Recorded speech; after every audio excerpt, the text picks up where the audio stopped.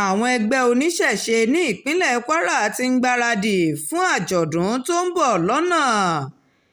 Ìlú Ṣàwó yóò gba àlejò ọ̀gọ̀rọ̀ àwọn oníṣẹ̀ṣe níbi ọdún òrìṣà tí yóò wáyé lọ́jọ́ 19 àti 20 inú oṣù Kejìlá tá a wà yìí, gẹ́gẹ́ bí wọ́n ti fẹ́ ṣe ọdún òrìṣà, níbi tí ọbarìṣà ìpínlẹ̀ Kwara Ọbalówù Ọmọ́táyọ̀ Jágún yóò ti máa jẹ́ olùgbàlejò àgbà.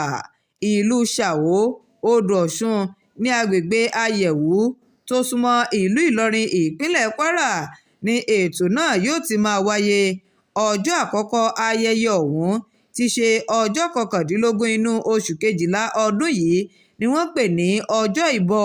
Níbẹ̀ ni wọ́n ti máa fún ọ̀pọ̀lọpọ̀ àwọn òrìṣà lóúnjẹ wọn.